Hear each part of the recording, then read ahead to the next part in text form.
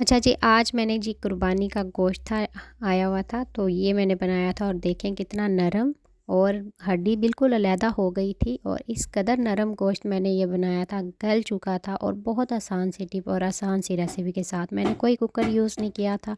तो चलिए स्टार्ट करते हैं। और यहाँ पे जी शहद की मक्खियों ने अटैक किया था और मेरी जो कैमरे की आँख थी ना वो दिखा ही नहीं सकी। मैंने कहा चलो कोई गल नहीं, रहने दो।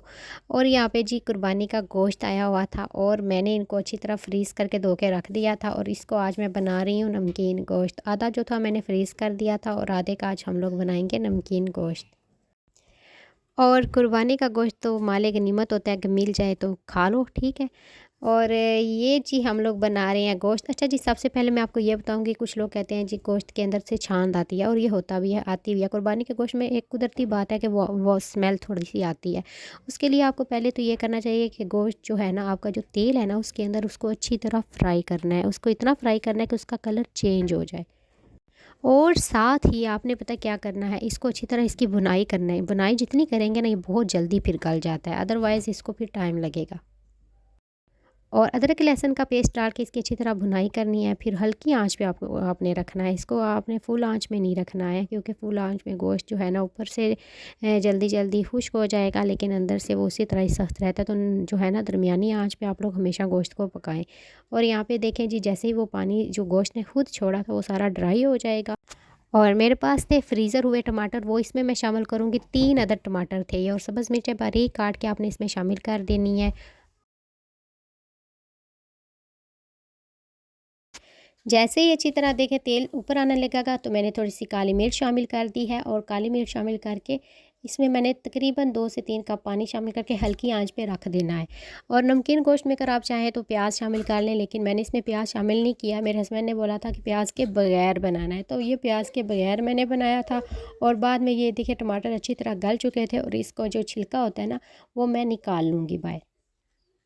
और यही टिप थी मेरी कि अगर आपने शुरू में उसकी भुनाई ठीक तरीके से करनी है ना तो गोश्त फ़ौरन गल जाता है।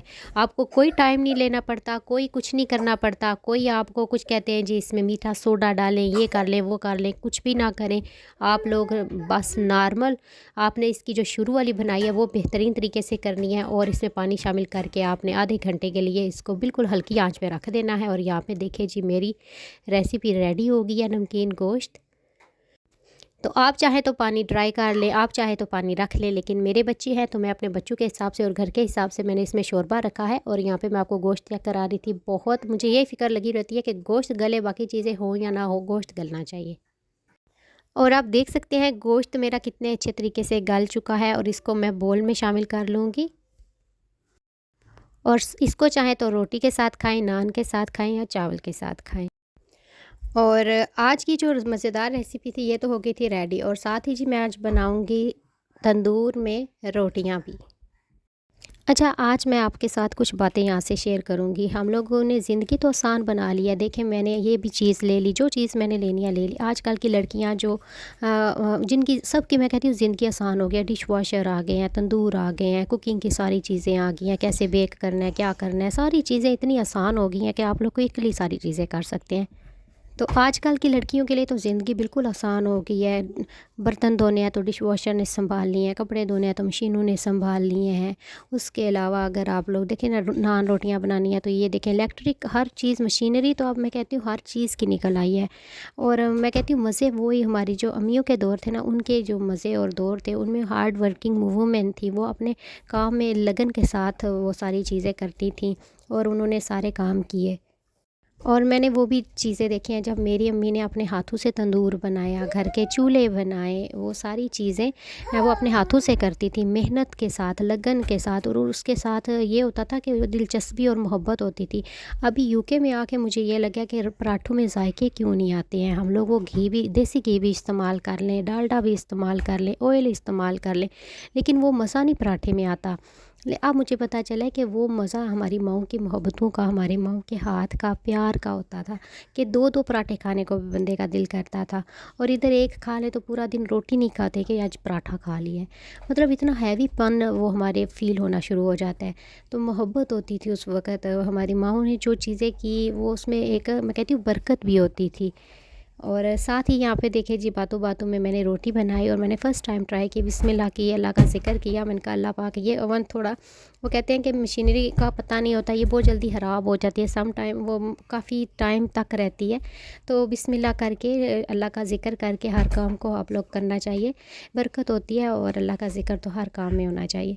और यहाँ पे ऊपर जो प्लेट है ये भी नॉन स्टिक की थी और यहाँ पे जी बिस्मिल्लाह करके रोटी डाली है। और रोटी डालेंगे तो इसका टेम्परेचर मुझे समझ थोड़ा आज नहीं आ रहा था, लेकिन आहिस्ता आहिस्ता ये खुद ही ठीक हो गया। और रोटी इसको पहले आपने ऊपर सेकनी है, जैसे ये बिल्कुल ऐसे हो जाएगी और आपने फिर इसके अंदर तंदूर के जाली के ऊपर रख देनी है। और साथ ही आप देख सकते हैं कि जो रोटी है ना, आपने इसको रख के जाली के ऊपर रखनी है, इस तरह आप देख सकते हैं।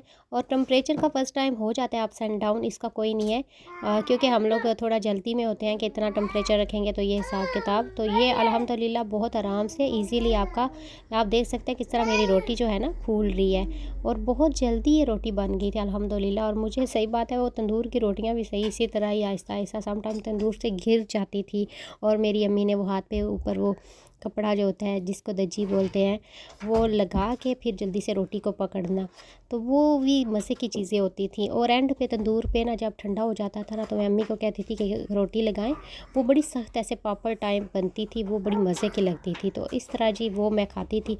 वो हम लोग अगर खाना खा भी लिया होता था ना, तो इशा के बाद वो ज़रूर खाते थे, कोई ड्रामा लगा होता था या कुछ भी, तो उसके साथ साथ हम लोग वो खाते थे, बड़ा ही मज़ा आता था। यहाँ पे देखें जी मेरी 1 बाय 1 सारी रोटियाँ रेडी हो गई थी। तो इस तरह जी सारी रोटियां मेरी बन जाएंगी और आप मुझे ज़रूर इसके बारे में भी फीडबैक दीजिएगा और अपनी दुआओं में शामिल रखिएगा। इंशाल्लाह नेक्स्ट रेसिपी आपके साथ लेके हाज़िर होंगे। अल्लाह हाफिज़।